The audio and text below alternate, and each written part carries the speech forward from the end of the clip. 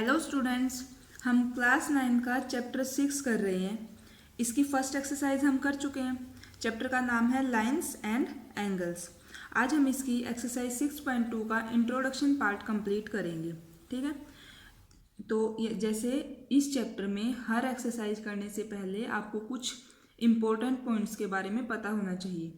तो चलिए एक एक करके हर एक पॉइंट को डिस्कस करते हैं। फर्स्ट इज ट्रांसवर्सल लाइन, या फिर सिंपली यहाँ आपको मिलेगा ट्रांसवर्सल। ठीक है, एक्सरसाइज में आपको जब तक ये नहीं पता होगा ट्रांसवर्सल क्या है तो आप क्वेश्चन को कैसे सोल्व करोगे। ओके, तो देखिए ट्रांसवर्सल या फिर ट्रांसवर्सल लाइन क्या होती है। मान लो कोई दो लाइन है, कोई भी दो लाइन है, अगर कोई तीसरी लाइन इन दो लाइंस को डिफरेंट डिफरेंट पॉइंट्स पर इंटरसेक्ट करती है, तो जो ये लाइन है जो इंटरसेक्ट कर रही है वो इन दो लाइंस के लिए ट्रांसवर्सल लाइन कहलाएगी। देखिए, a line that intersect two और more lines at distinct points is called a transversal. यहाँ हमने एक लाइन एम ली, एक लाइन एन ली। ओके, तो जब और एक लाइन एल आई जिसने इन, देखो ये इस लाइन को भी और इसको भी, एम को भी एन को भी, दोनों को इंटरसेक्ट कर रही है, एक यहाँ और एक यहाँ, दो अलग अलग पॉइंट्स पे कर रही है।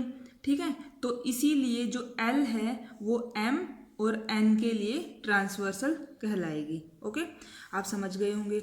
अभी देखो यहाँ मैंने कुछ एंगल्स भी लिखे हैं, ये 1 2 3 4 5 6 7 8। तो यहाँ भी कुछ इन एंगल्स को अलग अलग नाम दिए गए हैं। वो क्या होते हैं, देखिए आप ये देखो, ये लाइन है। ठीक है, ये तो इसके इन दोनों लाइंस के अंदर का पार्ट हो गया, और ऊपर और नीचे यहाँ ये इसके बाहर का पार्ट हो गया।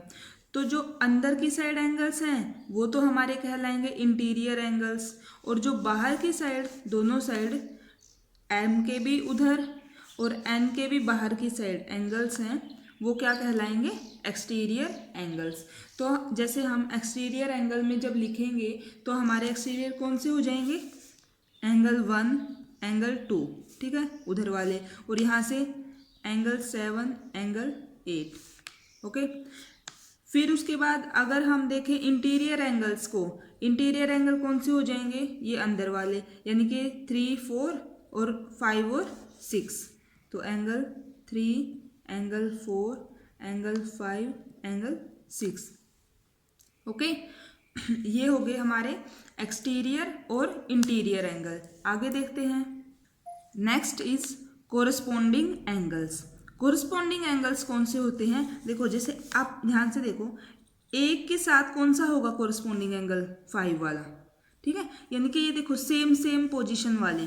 अगर मैं कोरस्पोंडिंग एंगल की बात करूं तो एंगल 1 एंड एंगल 5, ये दोनों 1 और 5, ऐसे ही 2 और 6, एंगल 2 एंड एंगल 6, ऐसे ही कौन सा 4 और 8, एंगल 4 एंड एंगल 8, और एक कौन सा है एंगल 3 और angle 7, angle 3 and angle 7। Okay, मैंने लिखा ये 1 और 5, इन ये दोनों का मतलब एंगल 1 कोरस्पोंडिंग एंगल होगा एंगल 5 का, या हम ये बोल सकते हैं angle 5 and angle 1 both are corresponding angles.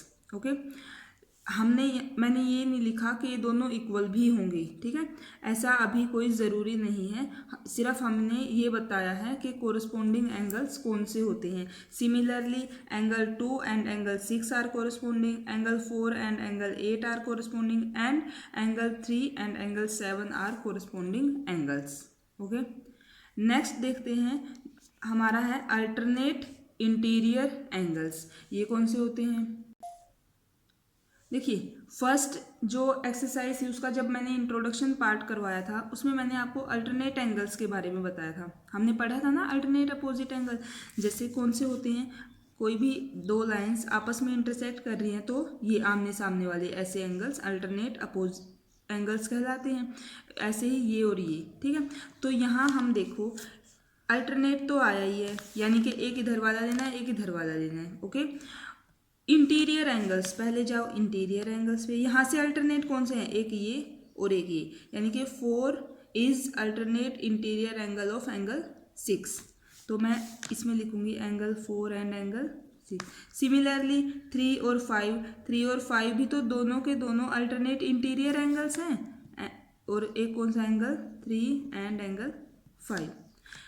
इसी तरीके से अगर हम अल्टरनेट एक्सटीरियर एंगल की बात करें, एक्सटीरियर मीन्स बाहर वाले, तो देखो 7 और 1 और 8 और 2, ठीक है, हमें ऐसे देखना है। इधर से 1 एंड 7, इसमें हम क्या लिखेंगे, अल्टरनेट एक्सटीरियर एंगल में हम क्या लिखेंगे, एंगल 1 एंड एंगल 7, और इसी तरीके से सेकंड कौन सा हो जाएगा, एंगल 2 एंड एंगल 8। ओके, अब एक यहाँ एक लास्ट और है, वो क्या है, कौन से एंगल्स हैं, interior angles of the same side of the transversal line के सेम साइड पे हमें देखने हैं इंटीरियर एंगल्स, ठीक है। तो इंटीरियर एंगल तो आपको पता ही है, देखो भाई ये हो गई ट्रांसवर्सल, ठीक है, ये ट्रांसवर्सल है। इंटीरियर एंगल्स की बात कर रहे हैं, यानी कि 4, 3, 5, 6 इन्हीं की बात हो रही है।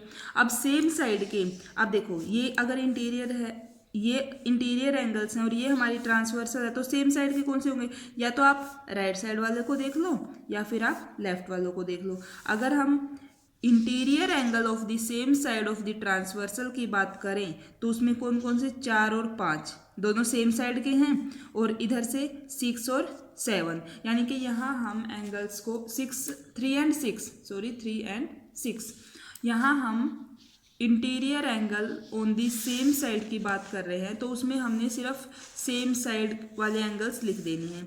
हम यहाँ पेयर्स में बात कर रहे हैं, मैंने कहीं भी ये नहीं लिखा है कि ये एंगल्स एक दूसरे के इक्वल है, तो ये बात आपको ध्यान रखनी है। तो इसमें कौन से पेयर आ जाएंगे हमारे, जैसे एंगल 4 एंड एंगल 5, और दूसरा क्या आ जाएगा, एक एंगल 3 एंड एंगल 6। ये हो गए हमारे डिफरेंट एंगल्स। किस एंगल को हम क्या बोलते हैं। अब आप देखिए, जो ये इंटीरियर एंगल्स हैं on same side of transversal, इनको हम कंसेक्यूटिव इंटीरियर एंगल्स भी बोलते हैं, या फिर को इंटीरियर एंगल्स। इन्हीं को हम क्या क्या बोल सकते हैं, एक बोलते हैं इनको हम कंसेक्यूटिव इंटीरियर एंगल्स, ओके, या फिर इन्हीं को अलाइड्स भी बोलते हैं, ALLIED, अलाइड एंगल्स। वैसे मोस्टली हम यही यूज़ करते हैं, को इंटीरियर एंगल्स भी बोलते हैं और को इंटीरियर एंगल्स, ठीक है। ये इसके डिफरेंट नाम हैं। वैसे हम इनको ज़्यादातर कंसेक्यूटिव इंटीरियर एंगल्स ही यूज़ करते हैं, ठीक है। तो ये तो डिफरेंट नाम थे, मैंने आपको बता दिए हैं ताकि आपका कोई भी पॉइंट छूटे नहीं, ओके। अब आगे देखिए अगर M और N दोनों लाइनें एक दूसरे के साथ पैरेलल हों, तो जो ये L इनकी ट्रांसवर्सल हो गई। जब दो लाइंस आपस में पैरेलल हों तो जो उनकी ट्रांसवर्सल लाइन होती है उसके द्वारा बनाए गए जो कोरस्पॉन्डिंग एंगल्स हैं, उस केस में जो ये हमने ये एंगल्स पढ़े हैं ना, कोरस्पॉन्डिंग एंगल्स, ये वाले, ये सारे एक दूसरे के इक्वल हो जाते हैं, ठीक है। तो कोरस्पॉन्डिंग एंगल एक दूसरे के इक्वल कब होते हैं, जब हमारी जो दो लाइंस हैं वो पैरेलल हों और ये एल उनकी ट्रांसवर्सल जो कोरस्पॉन्डिंग एंगल्स बना रही है। तो इस केस में हम क्या लिखेंगे, एंगल 1 इक्वल होगा एंगल 5 के, एंगल 2 इक्वल होगा एंगल 6 के, एंगल 4 इक्वल होगा एंगल 8 के, ओके, और एक कौन सा है, एंगल 3 इक्वल होगा एंगल 7 के। ये कोरस्पॉन्डिंग एंगल सिर्फ इसी केस में इक्वल होंगे जब जो लाइंस हैं एक दूसरे के साथ पैरेलल होंगी। अब यहीं से हमारे पास दो एक्सियोम्स आते हैं, वो कौन कौन से हैं वो देखिए। एक्सियोम 6.3 एंड एक्सियोम 6.4 दोनों एक दूसरे के अपोजिट ही हैं। देखो 6.3 एक्सियोम में बोला गया है, if a transversal intersect two parallel lines then each pair of corresponding angle is equal. वही हम जो अभी ऊपर देख चुके हैं।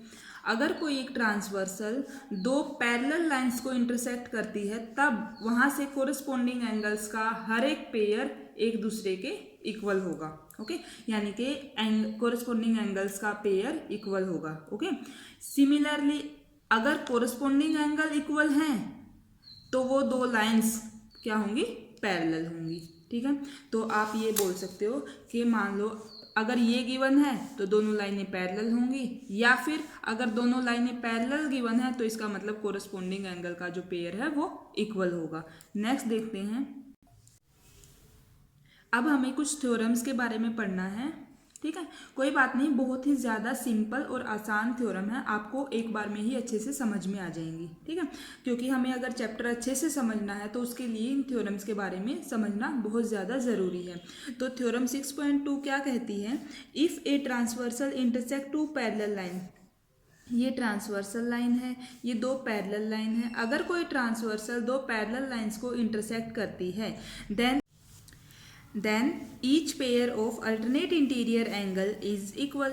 तो जो अभी मैंने आपको बताया अल्टरनेट इंटीरियर एंगल्स के बारे में, वो हर एक पेयर जो है वो इक्वल होगा। देखो यहाँ से अगर मैं बात करूँ, हमारे अल्टरनेट इंटीरियर एंगल्स कौन से होंगे, जैसे एक एंगल ये और एक एंगल ये, यही हो गया।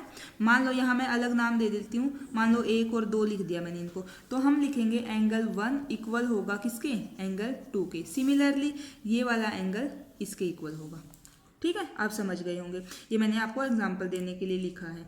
उसके बाद थ्योरम 6.3 ठीक इसके अपोजिट है। अगर कोई ट्रांसवर्सल किन्हीं दो लाइंस को इस तरीके से इंटरसेक्ट करती है कि जो अल्टरनेट इंटीरियर एंगल हैं वो इक्वल हैं, तब वो लाइंस एक दूसरे के पैरेलल होंगी। ठीक है, तो ये और ये दोनों जो थ्योरम है हमारी एक दूसरे की अपोजिट हैं। एक इसमें तो बोला गया है कि अगर एंगल्स अल्टरनेट इंटीरियर एंगल्स अगर इक्वल हैं, अगर लाइंस पैरेलल हैं तो अल्टरनेट इंटीरियर एंगल्स इक्वल होंगे। और थ्योरम 6.3 में बोला गया है कि अगर अल्टरनेट इंटीरियर एंगल्स इक्वल हैं तो हमारी लाइंस पैरेलल होंगी। अब हम अपनी नेक्स्ट थ्योरम देखते हैं। देखो अब इसी तरीके से थ्योरम 6.4 और 6.5 एक दूसरे के अपोजिट हैं। तो 6.4 क्या कह रही है, if a transversal intersect two parallel lines, अगर कोई ट्रांसवर्सल दो पैरेलल लाइन को इंटरसेक्ट कर रही है, then each pair of interior angles on the same side of transversal is supplementary. ठीक है, तो जो इंटीरियर एंगल्स हैं सेम साइड पे ट्रांसवर्सल के, उनका जो हर एक पेयर है वो क्या होगा, सप्लीमेंट्री। तो सप्लीमेंट्री कौन से एंगल्स होते हैं, जिन दो एंगल्स का सम कितना होना चाहिए, 180 डिग्री हो, उन्हीं को हम सप्लीमेंट्री बोलते हैं। अदरवाइज अगर एक होता है कॉम्प्लीमेंट्री एंगल्स कौन से होते हैं, जिन दो एंगल्स का सम अगर 90 डिग्री है तो उनको हम कॉम्प्लीमेंट्री बोल देते हैं। तो यहाँ से देखो interior angles on same side, यानी कि ये हमारी ट्रांसवर्सल, ये हमारे इंटीरियर एंगल सेम साइड के, मैं 1 और 2 नाम दे देती हूँ मान लो, तो हम लिखेंगे एंगल 1 प्लस एंगल 2 कितना होगा, 180 डिग्री। अगर दोनों लाइंस पैरेलल हैं तब ये पॉसिबल है। ओके, और सिमिलरली इसी तरीके से इस और इस एंगल का सम भी कितना होगा, 180 डिग्री। अब जो हमारी थ्योरम 6.5 है वो ठीक इसकी अपोजिट है 6.4 की। अगर कोई ट्रांसवर्सल दो लाइन को इस तरीके से इंटरसेक्ट करती है कि जो pair of interior angle on the same side of transversal is supplementary, अगर interior angle on the same side of transversal उनका वो सप्लीमेंट्री है, तब दो लाइन्स एक दूसरे के पैरेलल होंगी। और इस एक्सरसाइज के लिए हमारी जो लास्ट थ्योरम है वो क्या कहती है, theorem 6.6, lines which are parallel to same line are parallel to each other. देखो मेरे पास एक ये लाइन है, ठीक है, एक ये लाइन है, एक ये लाइन है, ठीक है, 3 ही ले लेते हैं, आप ज़्यादा भी ले सकते हैं। L M N मान लो ये था, L पैरेलल है M के और M पैरेलल है N के, ठीक है, L पैरेलल है M के और M पैरेलल है N के। तो क्या L और N आपस में पैरेलल नहीं होंगी, फिगर से ही दिख रहा है ना। वही बात यहाँ बोली गई है कि वो लाइंस जो किसी सेम लाइन के पैरेलल हो, L M के ही पैरेलल है और N भी N एम के ही पैरेलल है। ये वाली भी इसके पैरेलल थी और ये वाली भी इसके पैरेलल थी, तो एल और एन ये दोनों भी आपस में पैरेलल होंगी। ये हमारी थी थ्योरम 6.6। ठीक है, इन्हीं सब इम्पोर्टेंट पॉइंट्स का हम यूज़ करेंगे कब, एक्सरसाइज को सोल्व करने के लिए। ठीक है, एक्सरसाइज हम कल स्टार्ट करेंगे इसकी। तो स्टूडेंट्स, ये थी हमारी आज की वीडियो। अगर आपको मेरी वीडियोज़ अच्छी लग रही हैं, आपके लिए हेल्पफुल हैं, तो प्लीज़ वीडियो को लाइक करना, चैनल को सब्सक्राइब करना और अपने फ्रेंड्स के साथ शेयर करना। Thank you.